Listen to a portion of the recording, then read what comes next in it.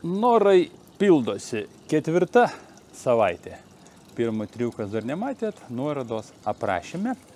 Šiandien panaudosim vieną iš gamtos dėsnių. Ten, kur mūsų dėmesys, tenai ir rezultatas. Mes gyvenam dualiam pasauly. Pirmas 3 technikos buvo labiau surišto su mūsų jausmais, su mūsų savijauta. Šios savaitės technika surišta su fizinio pasaulio gerybėm.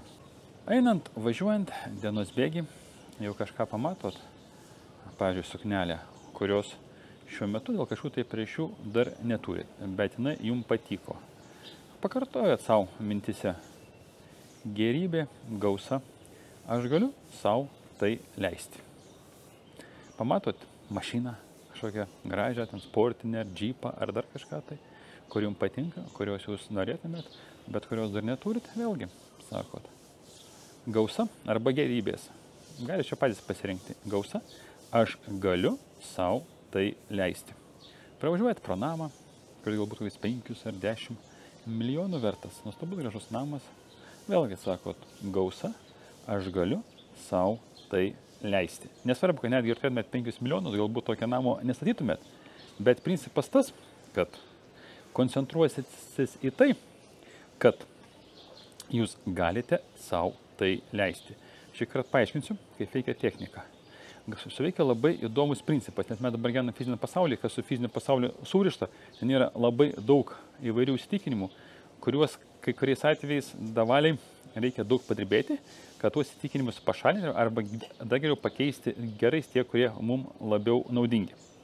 Ir esmė tame šitą visą technikos, kad jūs pradedat koncentruotis į tai, kad jūs galit savo tai leisti.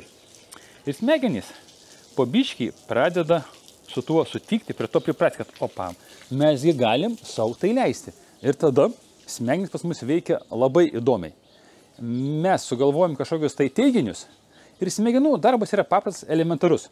Tuos teiginius įrodyti. Ir automatiškai tada kažkaip mūsų gyvenime atsiranda mintis, kurios padeda mum tokius dalykus pritraukti, atsiranda veiksmų planai, netgi atsiranda pažintys, kurios padeda viskas tas, ką mes skaitom, kad tai ir mes galim savo tai leisti, atsiranda visos priemonės, padedančios tuos dalykus pritraukti į mūsų gyvenimus. Taip kad, mielieji, darom techniką, rašom po savaitės ar 2, kokie yra rezultatai ir jūs jau žinot.